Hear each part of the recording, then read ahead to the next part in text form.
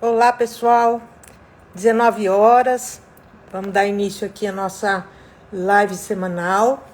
Hoje, nós, da equipe da Reorganização Miofascial, vamos trazer para vocês alguns artigos que falam sobre dor, né?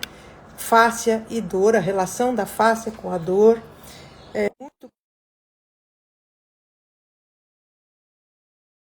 E aí a gente vai trazer isso bem esclarecido para vocês.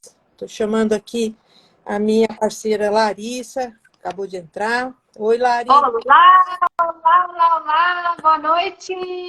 Estamos começando a gostar disso, né? Ah, não, já estamos pegando o jeito. Hoje foi assim, né, Gê? Boa noite, pessoal. Oi, amiga, tudo Tudo bem? bem, estava falando para aqueles nossos amiguinhos que entraram aqui já, que hoje, que a nossa ideia, né, dessas lives semanais é sempre trazer algum assunto, algum tema relacionado com fáscia, né? E principalmente trazer alguns artigos que vão dar fundamentação para aquilo que a gente fala, né? Mas trazer de uma forma simples, de uma forma que nós, da área clínica, né, tenhamos mais facilidade. Então, o nosso objetivo, pessoal, é resumir e simplificar a vida de vocês, ok? É, isso mesmo. Então, vamos É, começar. Eu vou te fazer é, uma pergunta e daí você começa a discursar aí, tá bom? discursar. Deixa eu só dar um beijo aí na Érica, minha amiga querida, que eu vi que entrou ali, já mandou mensagenzinha. Obrigada, obrigada pela participação de todos. E eu acho que a gente está tentando simplificar. O que foi tão difícil, né, Gê, para Para a gente nós. aprender, É, a gente está tentando simplificar, né? Eu essa é a acho que é ideia. esse o objetivo principal. Então vai aí, Então, manda bala, então vamos eu vou lá. começar perguntando para a minha entrevistada aqui. Eu vou colocar uma pergunta que sempre fazem para a gente. A face dói? É com você, Oh, Larissa. Jesus! Ai, GG, sabe que essa pergunta me tirou o sono muito, né? Na Eu verdade, tu também. sabe, né? Na verdade, durante há mais ou menos, nós estamos em 2023, há uns 3 ou 4 anos atrás, talvez um pouco mais, não mais, porque foi logo que eu entrei no doutoramento. Tava um boom, né? Porque fáscia não dói, porque onde já se viu falar isso, porque é só um tecido coadjuvante, porque tá. E eu, né, fiquei naquela, não respondi, né? Me foi dito, assim, até de uma forma bem áspera, porque a fáscia não dói, papapá, papapá, papapá. Só que assim, né, Gê, a pergunta não é se a fáscia dói. Não é essa a questão, porque a dor, ela é uma reação 100% cerebral.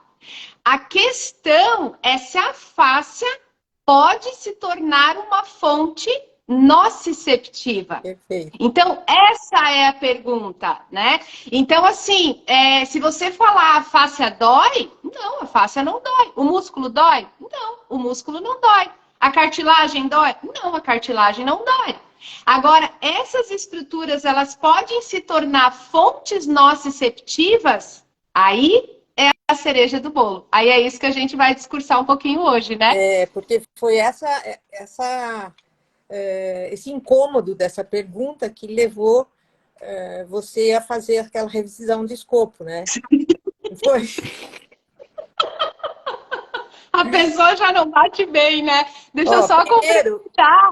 O Cleito ali, meu amigo querido, saudades também, meu amigo de infância, do meu marido e meu. que Ai, um legal. abraço, Estima. Fica com Deus, viu? Obrigada por participar aí.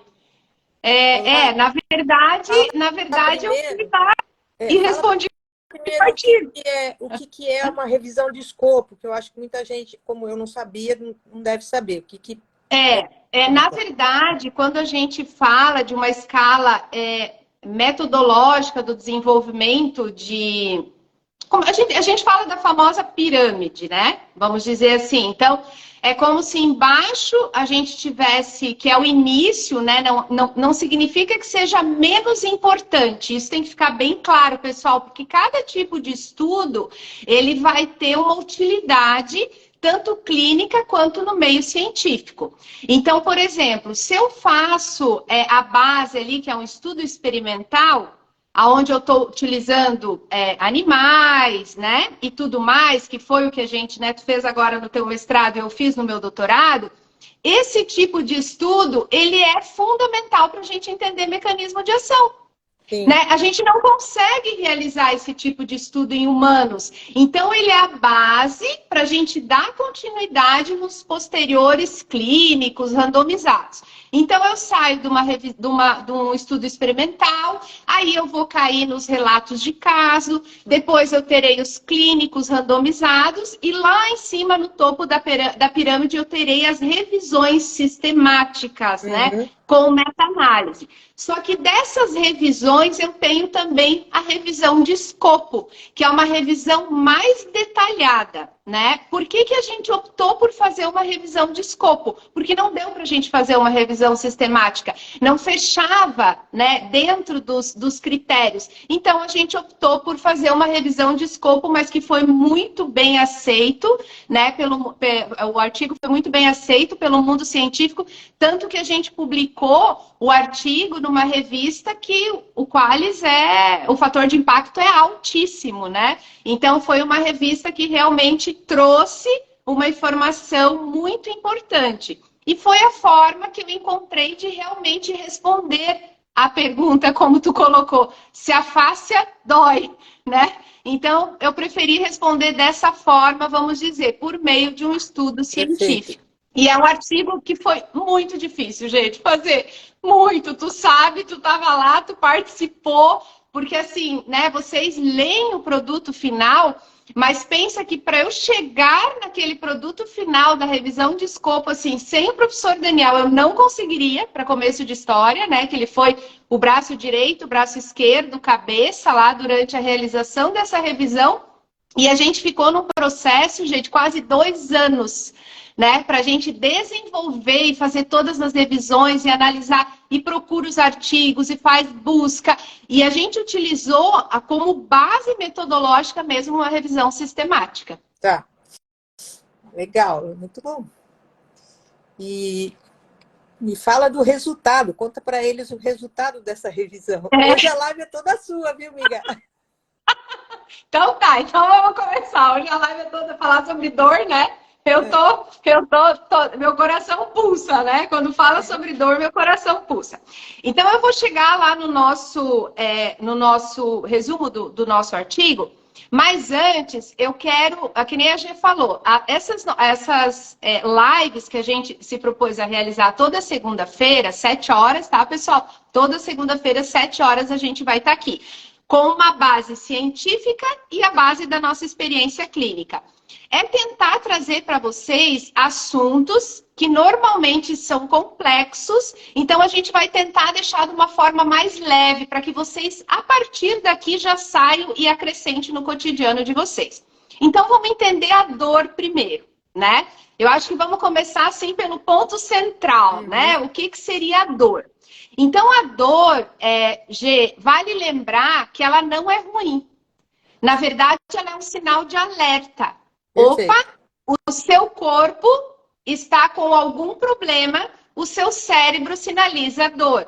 Então, é um sinal de alerta para você tomar cuidado, é um sinal onde o teu organismo está te avisando que alguma coisa está errada, alguma coisa está inadequada.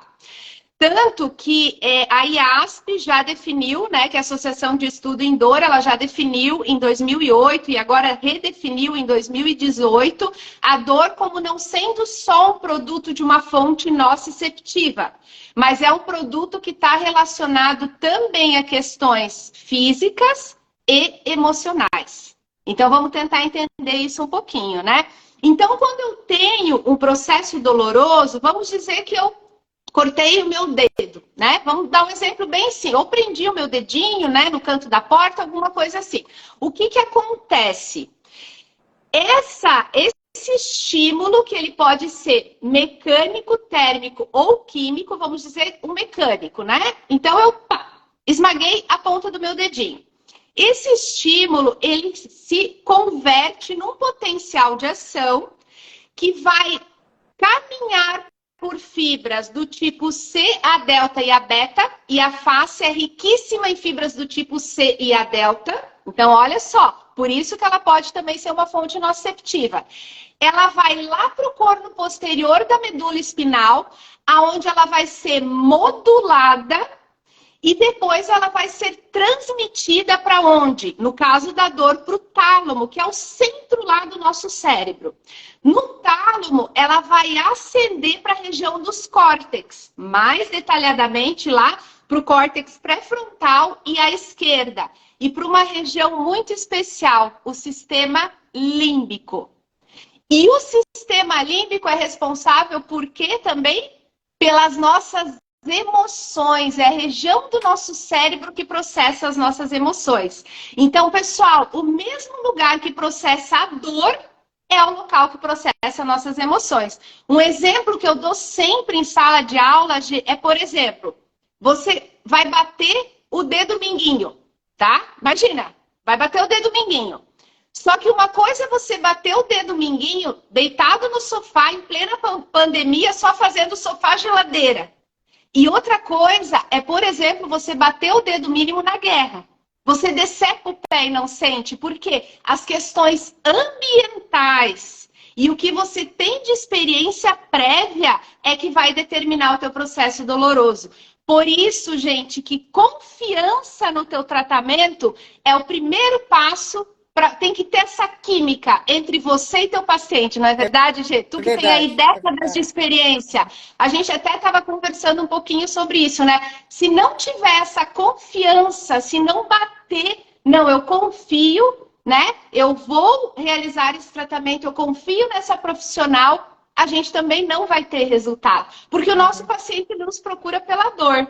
Né, Gê? Infelizmente, ele não procura a gente para fazer uma geometria e balanceamento. Deveria, né, Érica? Para arrumar o chassi ou para fazer algo nesse sentido, não. Ele procura quando ele já tem um estado doloroso. E quando essa dor ela já passou das fases aguda, subaguda, e ela já está num estado cronificado, aí eu já tenho outros tipos da dor. Aí eu já posso entrar, por exemplo, numa questão onde essa dor já tem uma sensibilização central. Então, ela já não é mais só uma fonte nociceptiva, ela já se tornou nociplástica. Ou eu posso ter algo neuropático associado. Então, dentro do contexto motor, ele está envolto por um contexto emocional e eu vou ter os tipos de dor. Então, realmente, a dor é muito mais complexa do que a gente imaginava. Agora, o que a gente viu no nosso artigo? Tagarelei tudo isso, gente, para chegar lá no nosso artigo. Deixa eu só colocar uma coisa assim. E é muito importante para o fisioterapeuta saber identificar que tipo de dor que ele está cuidando, né? Porque, principalmente, saber diferenciar essa dor de falha central, né? A dor nociplástica, que daí é aí onde os nossos tratamentos enroscam, às vezes, né? Então, você não encontra melhor, o paciente volta e não está melhor, aí você muda o tratamento e não melhora. E hoje a gente tem questionários para tentar decidir, né? Verificar que tipo de dor que você está trazendo. Isso. Então, é importante, pessoal, saber diferenciar a dor inflamatória, a dor nociceptiva, a dor nociplástica e a dor neuropática. Isso. Aí sim a gente consegue direcionar o melhor tratamento, né? Isso, ali a Maria falou, amo escutar vocês, então, claro, tudo, obrigada, a gente se esforça um monte, Maria. Viu, Maria? Obrigada por esse retorno. E, Gê, eu acho que vale também a gente dar um exemplo, né? Para ficar mais claro ainda. Então, por exemplo, uma dor nociceptiva, uma entorse de tornozelo, uma fascite plantar, né? Uma dor nociplástica, tão conhecida fibromialgia. Por que a gente bate tanto cabeça para tratar a fibromialgia, né? Até isso a gente poderia conversar numa live mais para frente. Acho que o pessoal ia gostar desse assunto. Eu bati muito cabeça para entender a fibromialgia. E, além da fibromialgia, uma dor que já passou da fase aguda subaguda, se cronificou e eu tenho uma loja temporal mais de 3, 6 meses, eu já posso ter uma dor com fonte nociceptiva e nociplástica. Sim. Aí eu tenho um pepino, né, Gê? Porque daí eu vou tratar a fonte nociceptiva, mas o paciente precisa entender. Aí entra a educação em dor, que é tão importante desde o começo. Então, a gente tem que educar o paciente. E estratégias como meditação, respiração, yoga, tratamentos que integram a tua sessão ajudam nesse tipo de dor. Além, claro, do exercício, né? O exercício está mais do que comprovado. E também, tem certos casos, você tem que encaminhar para um profissional, né? Um psicólogo, psiquiatra. Então, porque a gente tem que sempre pensar em todas essas influências, né? Do ambiente, do emocional, que faz mudar a característica da dor, né? Eu no esporte, tem uma amiga aqui, a Bel, que trabalha no esporte comigo, acabou de entrar aí. No esporte, eu me perguntava sempre, né? Porque atleta tem dor todos os dias. Todos os dias. Exato. Já comentou comigo. Todo dia, né, gente? E aí eu falava, mas antes de estudar a dor, né? Eu falava, mas tá inflamado. Como é que podia estar inflamado todo dia 3 meses, né? E aí eu fui entendendo que a dor é dor nociplástica. É uma dor que está avisando que ali tem uma sobrecarga. Não é que tem lesão. Nem toda dor é lesão. Né? Isso. Então, essa importância da gente entender esse assunto que você está trazendo aí, Lari. Eu acho que é importante também, no teu caso ali com os atletas, que é o que eu utilizo nos meus pacientes em consultório também, eles entenderem, né, Gê? Eles entenderem, né, como isso funciona, como é esse processo doloroso, como isso pode se instalar, como você pode utilizar de estratégias para você conseguir conduzir melhor. É como se fizesse assim, né? Um boom na tua cabeça, você começa a entender um monte de coisa, na verdade. Eu só quero abrir um parênteses, se vocês me permitirem, Gê, que é uma preocupação, Larissa, pessoal, como fisioterapeuta. Não falo nem como da área da pesquisa, eu falo como fisioterapeuta mesmo. A gente entra dentro de um contexto, o nosso carro-chefe é a questão biológica. Eu já falei aqui, mas eu vou ressaltar. Então, como a Gê falou, às vezes a gente precisa encaminhar esse paciente e realmente ele utilizar de estratégias específicas para esse trabalho. Só que nós, fisioterapeutas, não podemos esquecer a parte que nos cabe, que é a biológica. Então, a gente precisa entender todo esse processo de condução dolorosa, porque vai ser a mesma via que a gente vai utilizar para tratar, né, Gê? Então, a gente vai gerar um estímulo, por exemplo, nessas fibras, só que a gente vai buscar a resposta que é a analgesia. Né? Então, a gente precisa entender, pessoal, essa condução. Às vezes, eu brinco assim em sala de aula, a gente está lá colocando o ultrassom ou o TNS, né? Que já tem o TNS tem inúmeras comprovações científicas, né? Ele traz um alívio da dor por meio da repercussão das fibras, que eu não vou me lembrar quais são agora, porque eu não sei nem ligar o aparelho. Mas tem comprovação científica, só que ele ameniza a dor naquele momento, ele não trata a dor, né? Então, isso tem que ficar claro. O tratar a dor, muitas vezes, né, Gê, não é prazeroso para o paciente já desde o começo. Porque a gente está reorganizando né, uma estrutura, a gente está readequando uma biomecânica. Então, isso é uma coisa que a gente tem que também, eu acho que vale a pena a gente enaltecer. Sim, muito legal mesmo. O TNS, eu acho que o mecanismo de analgesia dele é mais pelo portal da dor, não é? Eu não sei.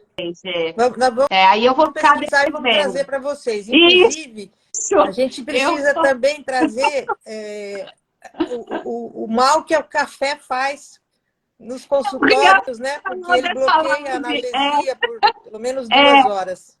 Que não dá para servir cafezinho, essa fica para a próxima, que não dá para servir cafezinho durante a sessão e tem que reduzir o consumo do paciente, né? Exatamente. Boa, Gê, boa. Daí a gente chegou no artigo, né, Gê? Senão a gente adora um papo. A gente chegou no artigo. E o que a gente mostrou nesse artigo, tá? Que foi, assim, um achado que, na verdade, é aquele achado que você sabe de uma prática clínica, mas que você realmente estava cega, né, durante a realização do artigo, e que foi uma surpresa muito positiva, que é o quê? Sim, né? A fáscia, ela é uma fonte nociceptiva. A fáscia, ela tem fibras do tipo C e do tipo A delta, como eu falei, que são aquelas fibras que vão conduzir lá para o corno posterior da medula espinal, tá? Isso foi comprovado pela professora Esteco em 2007, pelo professor Schilder em 2014, se eu não me engano. Pessoal, esses artigos vocês podem pedir lá no direct que fala, né? Que a gente encaminha tudo para vocês, tá? O que eu citar aqui, a gente citar de referência, a gente tem todo o material para encaminhar, tá? É uma leitura bem prazerosa, na verdade. E o que a gente achou de muito interessante nesse nosso artigo, G, é que a estrutura que menos pode ser uma fonte nociceptiva é o tendão. Isso a gente sabia. A cápsula, logo em seguida. O músculo está ali no meio. E sabe qual estrutura é a segunda mais inervada que só perde para a pele? A fáscia. A fáscia. Exatamente.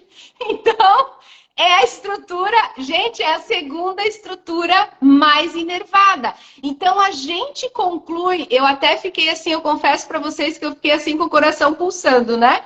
Porque o professor Schilder, ele publicou um artigo agora em 2022, o ano passado, onde ele utilizou uma solução salina na face, ele faz esses experimentos, os estudos dele são bem legais, tá?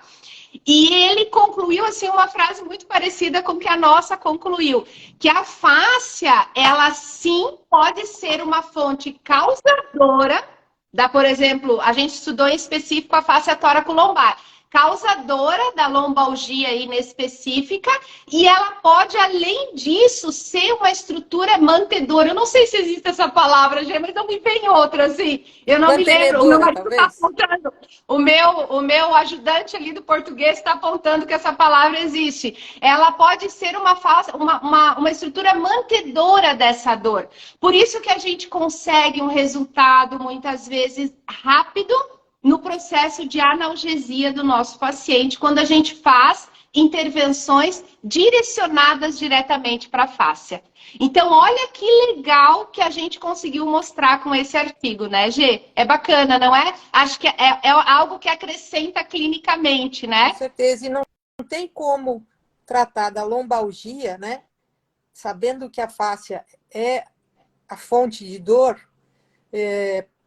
sem organizar esse tecido, né? Isso, exatamente. Então, ela pode... Então, tu imagina, eu já posso ter um paciente com uma lombalgia inespecífica, né? Por exemplo, e a gente pode já ter uma dor do tipo nociplástica, porém, a gente pode ter uma fáscia que esteja se mantendo como uma fonte nociceptiva.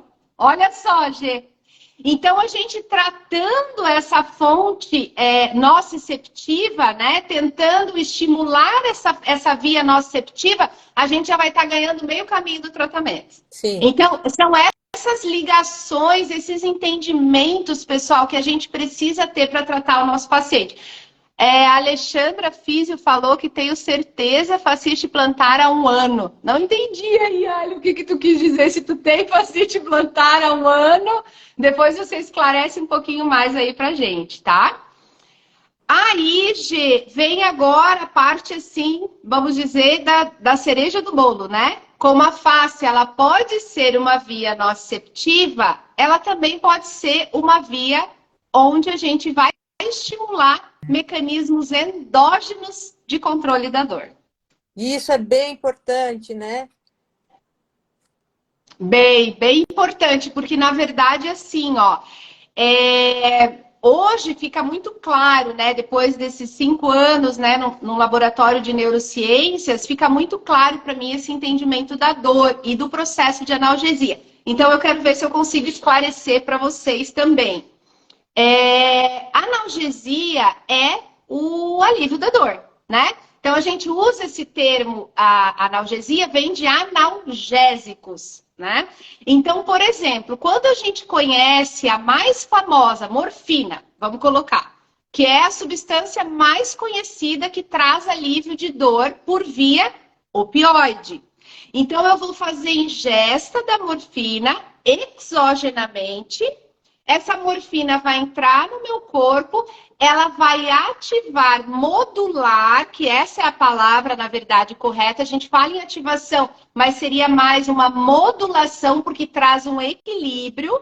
Então, vai modular esses receptores opioides, fazendo com que eles produzam lá beta-endorfina, cefalina e companhia limitada, que vão ser substâncias que vão se acoplar nos receptores específicos, vão trabalhar lá no meio interno da célula, equilibrando aquela questão das comportas lá de cálcio, potássio, trazendo o alívio de dor. Né, Gê? Então, é esse o processo, por exemplo, que um remédio faz. E o que a gente consegue fazer, por exemplo? O exercício físico, principalmente, pessoal, o exercício intervalado, que é o que muitas vezes chamam de HIIT, né, Gê? Aquele exercício que você tem aquela... Eu, como sou uma preguiçosa de carteirinha, mas me exercito, entendo pouco de exercício. Mas aquele que você faz, que uma hora acelera, outra hora desacelera, que você trabalha com zonas altas. Meia hora, 3 vezes na semana, você consegue ativar, olha só, sistema opioide, canabinoide e adenosinérgico. Então, por isso que sim, o exercício físico ele é fundamental. Só que o que a gente preconiza, né, Gê? A gente organizar o nosso indivíduo para que ele entre na sua maior potência realizando atividade física. Porque se eu tenho um corpo desorganizado, eu vou ter mais gasto energético, mais gasto de ATP. Então, eu vou ter um indivíduo que ele não vai aderir ao exercício, ele não vai ter adesão. Ele vai começar, mas vai... Porque ele cansa muito, ele vai ter sobrecarga. Tu entende disso, né, Gê? Lá com os teus atletas, muito mais do que eu. Mas entende o contexto que eu quero trazer?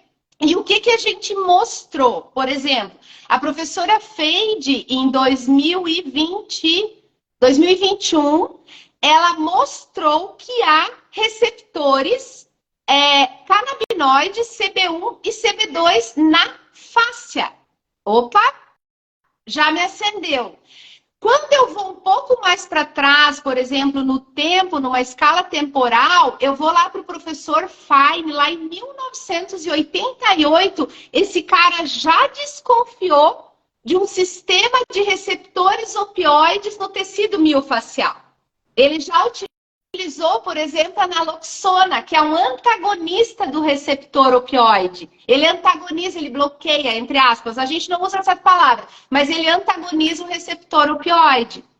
Depois disso, lá em 2005, artigos da professora Mariana Espeta, do grupo de pesquisa dela, ela já traz receptores opioides no tecido conjuntivo.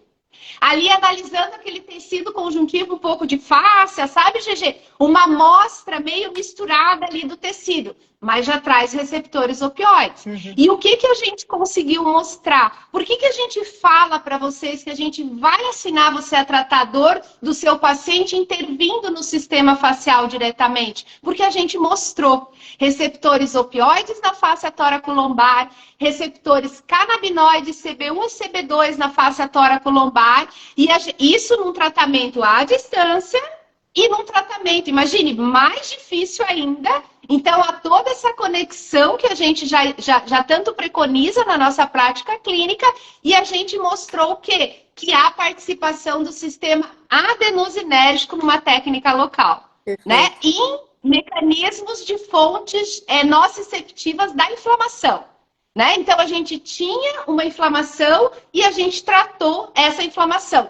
Tanto, pessoal, na fase aguda, quanto na fase considerada mais tardia. Né? Então, essas fontes que trazem analgesia, que são os nossos analgésicos naturais, O canabinoide, ele é famosíssimo. As pessoas utilizam a cannabis em vários lugares do mundo para ter o seu efeito analgésico. Só que é um utilizar exógeno. Então, por exemplo, você utiliza da planta para ativar, modular os seus receptores. O que a gente está ensinando é que por meio de cargas mecânicas e exercícios direcionados específicos para a fáscia, a gente modula esses receptores também. Olha que bacana isso, né? Muito legal, muito legal. E vale dizer também, né? Depois tem umas perguntas aqui, Lari, para você. Eu me perdi, vai me avisando. E esse efeito analgésico que a gente consegue através da RMF, manipulando por 10 minutos, você evita que a ingestão de medicamentos fortíssimos que tem potencial para viciar, né? A gente sabe que a morfina, ela vicia e tem muito efeito colateral. Então, você pode proporcionar isso com um tratamento super tranquilo, né? E também queria lembrar que nas nossas pesquisas, a gente vê esse efeito analgésico por 2 ou 3 horas, né? Que é o efeito também que você tem quando você toma um analgésico exogenamente, né? Então, para quem trata, o paciente está na fase aguda, né? Que nem eu trabalho com atletas, e você tem um entorse lá no meio de um torneio, de uma competição. Você tem que fazer a terapia, você tem que fazer 2, 3 vezes naquele dia, porque passadas 2 horas, volta, né, a sentir dor. Não sei, você concorda, Lari, com isso? Com certeza, Gê, com certeza. A gente tem que estar gerando, né, ainda mais no caso dessas dores crônicas, né, uma dor do tipo nociplástica, na verdade, a gente tem que estar cercando o paciente do máximo que a gente puder para trazer essas fontes de analgesia. E uma coisa que tu muito bem colocou por exemplo, o medicamento traz efeito colateral, gente, todos trazem efeitos colaterais, tá? Medicamento vai trazer dependência, dependendo da dosagem ou de como você utiliza, né, Gê? Então, quanto mais você conseguir produzir endogenamente, fazer com que o teu corpo responda a essa dor, melhor vai ser o teu tratamento. Só que, por exemplo, né, tem até uma pergunta aqui, Gê, se você me permite, colocou assim, quando o paciente utiliza medicamento fortíssimo. Quando o paciente vem de anos, né, Gê, utilizando medicamento fortíssimo, a gente tem que entender que aqueles receptores, eles já estão super programados, vamos dizer assim, eu não acho uma palavra melhor para colocar, superestimulados, vamos dizer assim, né, Gê? Então, precisa ver todo o processo adequado de desmame, o processo dele entender o processo que ele está passando fisiológico e a gente iniciar o corpo dele na tentativa de uma resposta. Isso não é de uma hora para outra. Tá? Isso é um processo, é um tratamento onde o paciente tem que ter adesão e é um tratamento longo, né, Gê? Então, o paciente tem que vestir a camisa junto contigo. Eu costumo dizer que é um casamento mesmo nesses casos, sabe? Então, assim, o paciente, ele tem muita dificuldade, você não vai conseguir, eu vou falar como fisioterapeuta agora, tá? Você não vai conseguir resolver a dor do teu paciente, realmente tratá-la num sentido assim, não amenizar, mas realmente tratá-la em questão de segundos, vamos dizer. Então, você tem que gerar todo esse processo de limpeza, entre aspas, do organismo, uma adaptação daquele corpo ao novo eu e depois, estratégias, né? Que nem eu digo assim, ó, vai RMF 10 minutos, vai exercício físico, né, Gê? Meditação, a gente reza também, né, Gê? A gente reza, a gente faz de tudo, tu entendeu? A gente cerca, a gente vive de tudo quanto é lado, né? Mas pra realmente a gente fazer... não pode faltar, né, Lari? Não, exercício não pode faltar, não pode faltar. Sem exercício não tem, não é, eu digo assim, ó, se você não tem estratégia nenhuma, faça exercício. Porque a gente já Isso aí. sabe que o exercício, ele é... Eu costumo brincar, eu realmente sou, gente. Tu me conhece intimamente. Eu sou preguiçosa. Eu gosto de ficar com o meu livro, né? Escutando minhas meditações guiadas no meu mundo de fantasia ali que eu crio. Eu adoro isso. Mas eu sei que eu preciso me exercitar. Então, às vezes, eu vou com uma tromba desse tamanho, mas 3 vezes na semana eu tô lá fazendo atividade Tem uma física, né? Porque é pergunta importante. aqui, ó. Uma Pode pergunta da mandar Érica. aí. Ela pergunta qual faixa de frequência cardíaca para Bom, ter analgesia. na verdade, não sei, Gê, se tu quer responder essa ou eu posso. Não, eu acho que a gente podia encaminhar para ela aquele artigo do HIIT, né? Isso, poderia, mas ali eu acho que ela quer a faixa da frequência cardíaca para a zona-alvo. Acho que é isso, né? Que ela quis É dizer. 80%, então, 80%. Isso, Só que não vai ser isso. o tempo todo, Érica. Você faz, por exemplo, 30 segundos, depois baixa para 60%, vai caminhando 1 minuto. Aí você tem que bolar um intervalado nesse sentido, né? Uhum, É por aí. tá. E daí eu acho que tem esse tipo de exercício intervalado trabalha também modulando o sistema nervoso autonômico. Eu, Sim, eu acredito que sim, né, Gê? Eu não tenho nenhuma referência aqui agora para citar, mas até onde eu sei, há uma influência muito grande da fáscia, né, no sistema nervoso autonômico, a gente sabe, e sem sombra de dúvidas, tudo que você trabalha a respiração também, né, Gê, a gente vai estar trabalhando simpático e parasimpático. Então, sem sombra de dúvidas, né, vou colocar aqui dessa forma, eu acredito que sim. Também sim. ajuda a regularizar o sistema nervoso autonômico. E sobre o sistema nervoso autonômico, o simples fato, né, Gê, a saída aqui, né, simpática e parasimpática do lado direito e esquerdo, eles são da região aqui do suboccipital, né? Então, simples, e eles saem tudo por dentro da face, assim, né, gente? Então, a inervação, então é como se fosse a camisa, né? E tu imagina que sai todos os ramos, né? Do sistema nervoso, circulação e tudo mais. É uma imagem linda de você ver. E o simples fato, né, Gê, de você depositar os teus dedos ali, realizar uma leve carga mecânica, né? Como a gente preconiza, associada à respiração, você já está trabalhando de uma forma direta o sistema nervoso autonômico. Então, Sim. é uma técnica bem... Eu utilizo bastante em consultório, assim, né? Ainda mais a forma ali que a gente preconizou as cargas mecânicas e a gente tem bastante resultado, né, Gê? Legal, muito Não bom. sei, mais alguma pergunta aí? Acho que não, né? A Maria Bom, Helena diz que pensa que sim, porque às vezes, dependendo do exercício, estamos em simpaticotonia isso. constante. É. Uhum. É isso aí. Sim, isso daí. Deixa eu colocar mais um pontinho aqui.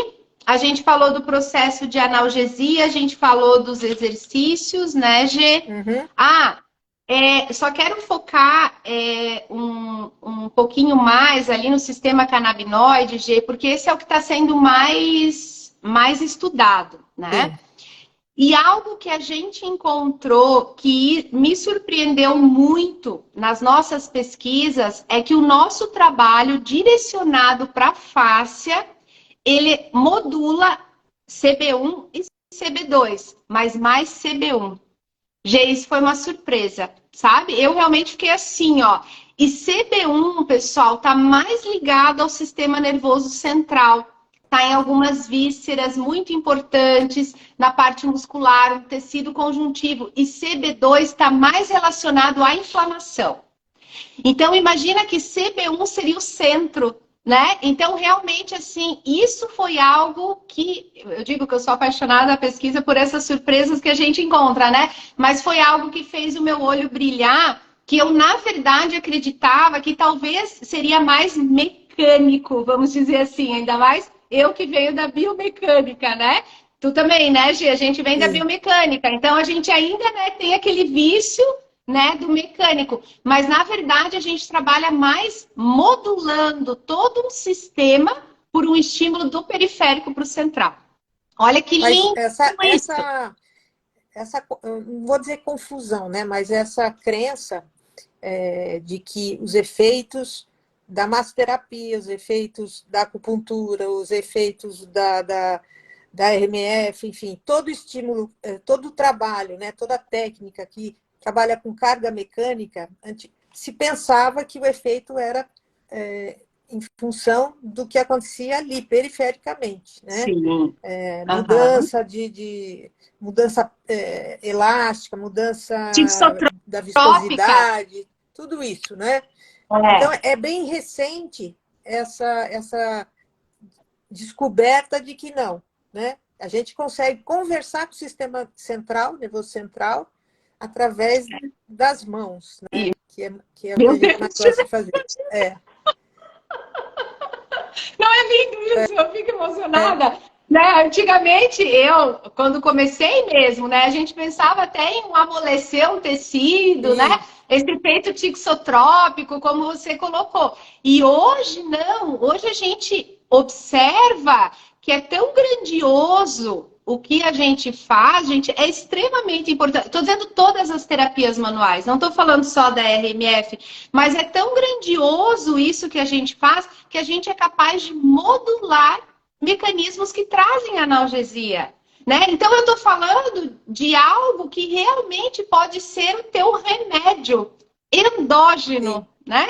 Então, você manter as suas sessões, você praticar o seu exercício, você realizar as suas atividades de respiração, você produz o teu remédio natural. Como é muito bem colocado por Sócrates, acho que foi, né? Faça do seu alimento o seu remédio. Então, a gente pode ainda acrescentar um pouco mais nisso, né? Então, com o exercício, com a terapia manual, a gente consegue modular esses sistemas. E, gente, é o que eu digo assim, quando você vê os resultados, quando você realiza uma pesquisa, a gente fica assim, né, Gê? Não sei se eu posso fazer isso em público.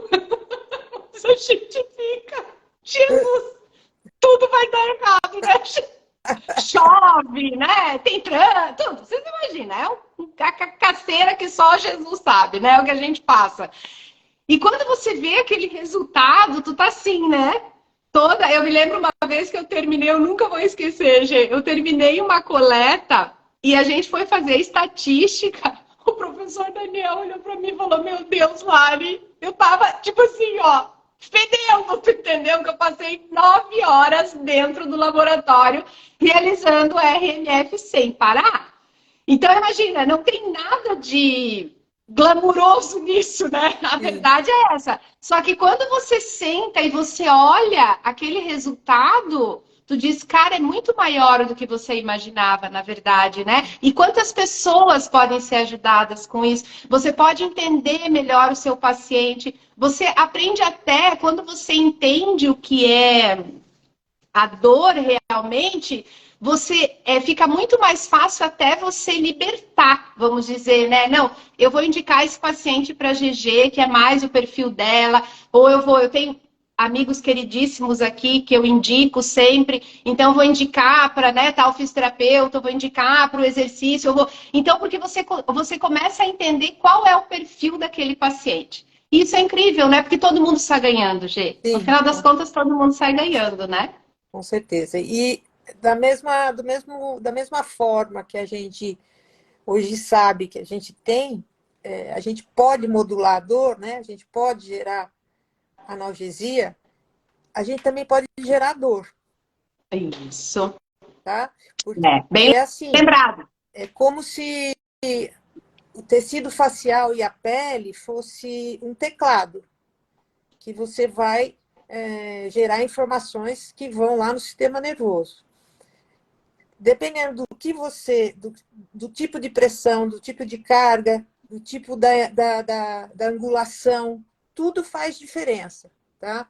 E da mesma forma, se você for muito agressivo no tecido, ele vai reagir também. E essa reação pode ser o contrário do que a gente quer, né? Então, muito cuidado. E a gente tem que ter cuidado, e a gente não está falando isso de uma forma aleatória, né? Porque a Gê e eu, a gente não tem vergonha de esconder. A gente já usou muito cotovelo, né, Gê? A gente já fofou muito, achando que esse era o princípio, porque a gente ainda vinha da escola do mecânico, da ativação só por meio da tixotropia.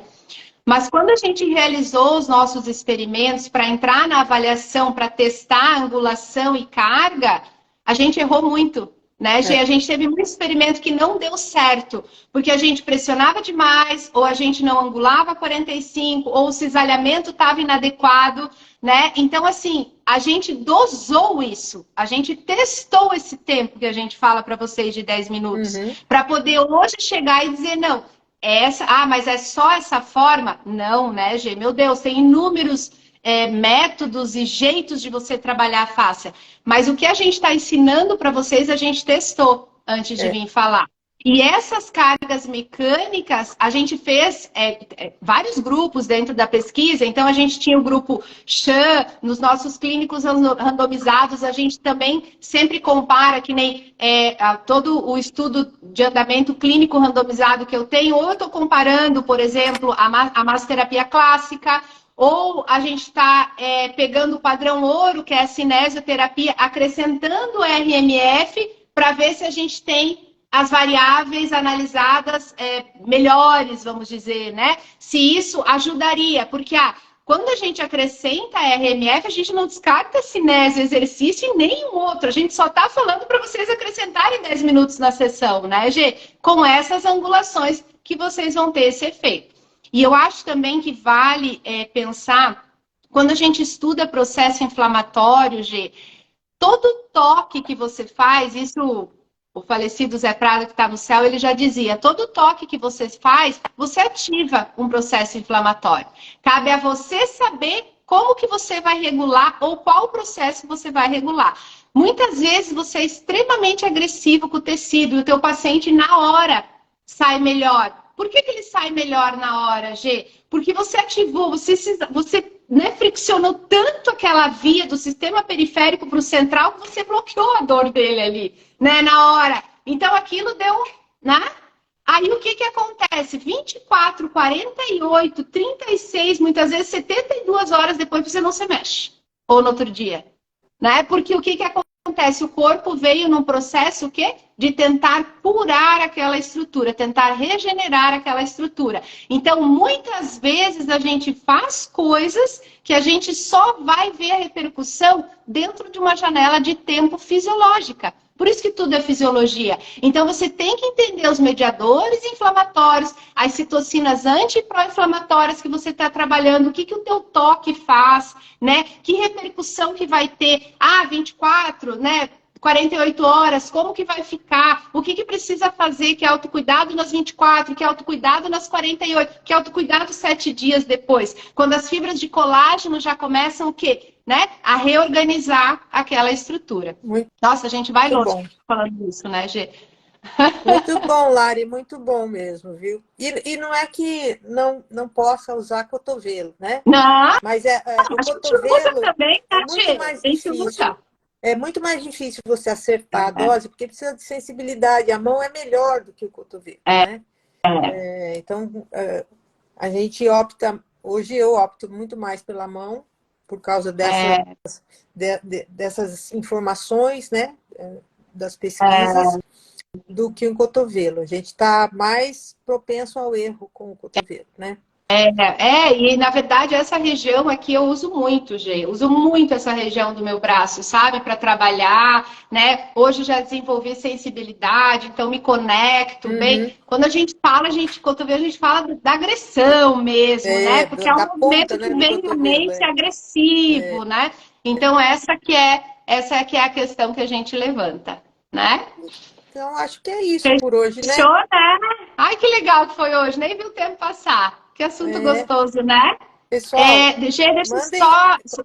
Pode falar, depois eu falo. Não só para o pessoal que quiser as referências de literatura que a gente utilizou para essa live, né? Que como eu acho que vale muito a pena a gente ressaltar que o quê? A gente traz uma base científica e clínica da nossa experiência, né? Essa é a nossa proposta, uma prática baseada em evidência e experiência. Então, sempre a gente vai ter referências que a gente utilizou e estudou mesmo. Eu fiz aqui resumo no meu caderno, né? Então, a gente trabalha mesmo trazendo o maior da nossa qualidade, vamos colocar assim, que a gente puder. Então, pede lá, é direct que fala, né? Aquele É trequinho que é um direct? trequinho, sim. Aham. Isso, que a gente manda os artigos para vocês, tá? Quem tiver interesse pode pedir lá, né? O Bian, eu, a GG, a gente está mandando esse material aí para vocês, tá bem? Isso aí. Obrigado pela presença, pessoal. Semana que vem, segunda-feira, estaremos aqui. Vamos escolher um tema. Se vocês quiserem mandar sugestões Isso. de temas relacionados à fáscia, à terapia manual, exercício também, a gente traz para vocês de uma forma bem gostosa, né? Sem ser Isso. muito complicado. Isso, exatamente. A gente tenta. G, deixa eu só abrir um parágrafo aqui, que eu olhei aqui na minha anotação. A gente tem outras técnicas da terapia manual que já mostraram, né, que há envolvimento dos mecanismos endógenos da dor, a mobilização articular. O professor Daniel comprovou isso em 2013.